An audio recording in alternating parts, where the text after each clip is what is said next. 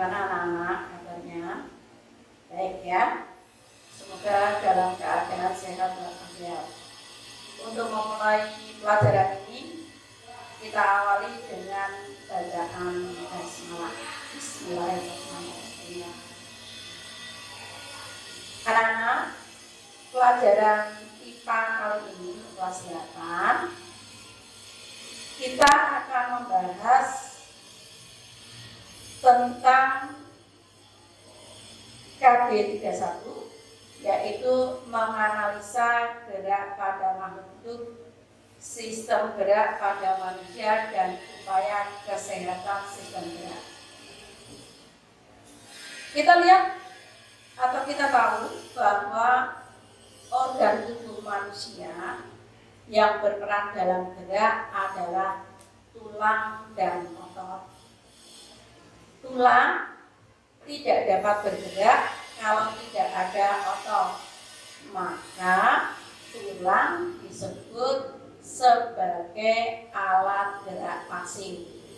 Sedangkan yang dapat menggerakkan adalah otot, maka otot disebut alat gerak aktif. Otot dapat bergerak karena adanya sistem saraf.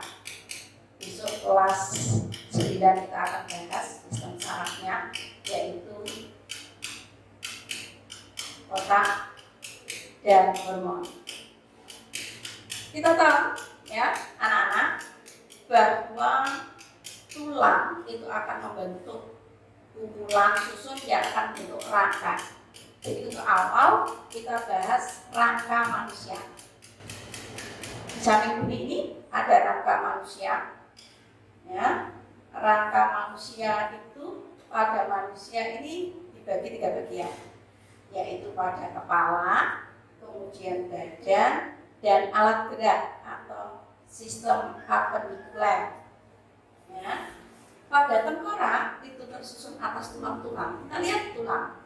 Ini ada tulang dahi, kemudian tulang hidung, ada tulang air mata, tulang pipi, rahang atas, rahang bawah, dan tengkorak bagian belakang. Ya. Sedangkan pada badan, ya, tersusun atas ini tulang dada, ada pada kepala, badan, dan ujung yang disebut tajuk pedang. Kemudian ada tulang rusuk. Tulang rusuk ini ada 7 pasang tulang sejati, 1, 2, 3, 4, 5, 6, 7. Dikatakan sejati karena menempel pada tulang dada dan tulang belakang. Kemudian ada 3 pasang tulang palsu. Dikatakan tulang palsu karena dia menempel pada tulang sejati yang terakhir, 1, 2, 3. Kemudian ada 2 pasang tulang melayang, karena ini keadaannya melayang, hanya menempel pada tulang belakang. Kemudian di sini terusnya yang pada bagian badan ada tulang pinggul, ada tulang duduk, dan tulang usus. Yang ketiga adalah tulang apendikuler, yaitu alat gerak. Yang bagian atas adalah tangan, terdiri dari lengan atas, kemudian hasta, kemudian pengumpil.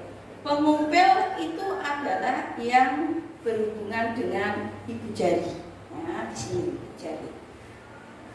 Kemudian di sini ada telapak tangan, kemudian ruas-ruas ini, ruas-ruas jari maksud saya. Ya.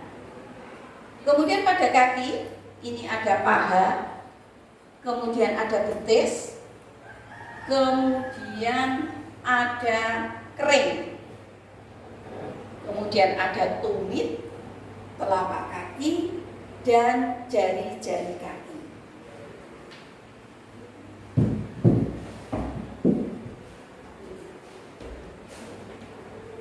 Pada kaki itu ada antar tulang itu dihubungkan dengan sendi. Sekarang kita bahas macam-macam sendi. Yang pertama adalah sendi sinatrosis atau sendi mati, yaitu sendi yang tidak dapat bergerak. Contohnya adalah pada sutura ini, yaitu tengkorak itu adalah dihubungkan dengan tulang-tulang. Tulang ini tidak bisa bergerak. Nah, yang disebut dengan sendi mati atau sinatrosis. Yang kedua adalah amfiartrosis, sendi kaku. Contohnya adalah sendi pada tulang dada. Jadi pergerakannya hanya terbatas, ya, atau pada tulang belakang sini. Ya. Yang ketiga adalah diartrosis atau sendi bebas. Macam-macamnya, ada sendi engsel, gerakannya seperti engsel, hanya satu arah, contoh ini. Ya. Kemudian yang kedua sendi putar, ya, sendinya dapat berputar. Contohnya adalah pada kepala ini, ya, bisa berputar. Yang ketiga adalah sendi peluru yang dapat bergerak ke seluruh arah. Sekarang yang membedakan antara sendi putar dan peluru itu apa? Kalau sendi putar itu tidak bisa ke belakang. Contohnya kepala kita tidak bisa ke belakang. Nah, kalau sendi peluru itu bisa. Contohnya tadi adalah pada lengan atas ini. Ini kalau ini telapak ke depan berputar, maka bisa berbalik ke belakang. Nah, itu adalah sendi peluru. Kemudian sendi pelana. Ya, sendi pelana itu kalau digerakkan membentuk seperti pelana kuda. Tahu pelana kuda? Pelana kuda itu adalah tempat duduk yang di atas punggung kuda. Nah, itu pelana kuda. Nah, seperti jari. Nah, ini akan membentuk seperti pelana. Sudah, kalau sudah pada tulang sudah kita bahas, sekarang kita bahas otot. Ya, pada otot tadi sudah kita bahas bahwa otot adalah alat gerak aktif karena yang bisa menggerakkan tubuh kita itu adalah otot.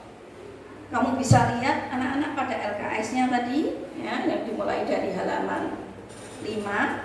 Sekarang kita lihat pada halaman 18.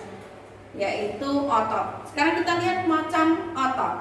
Yang prinsip ada 3. Satu, otot lurik.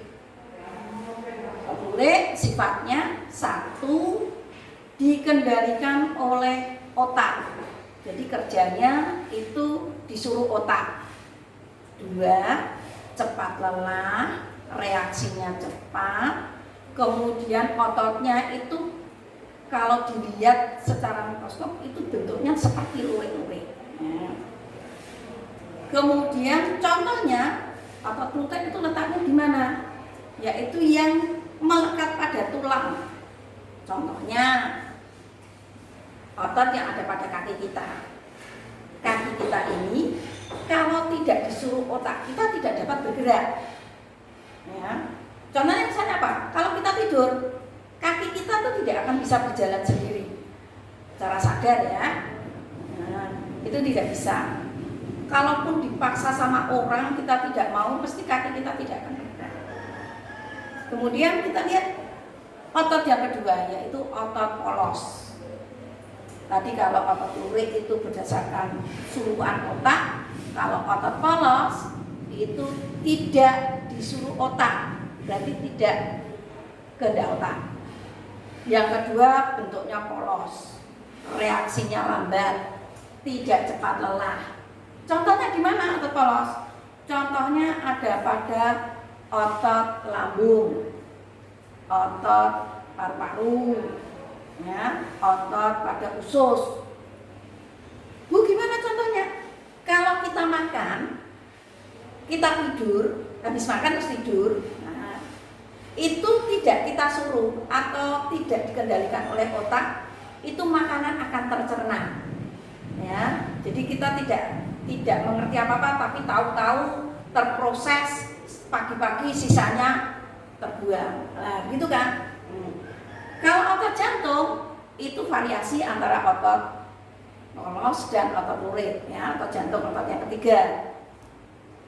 Bentuknya lurik, tapi kerjanya seperti otot polos, yaitu tanpa kehendak. Dan ini hanya ada pada otot jantung.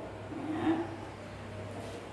Sudah, saya kira untuk gerak pada manusia saya cukupkan. Untuk yang kelainan, gangguan pada rangka dan otot, kamu bisa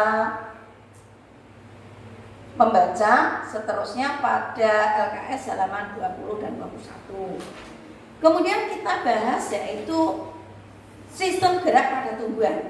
Sistem gerak pada tumbuhan itu terbagi jadi dua. Satu, gerak endonom, yaitu gerak tanpa ada rangsangan dari luar.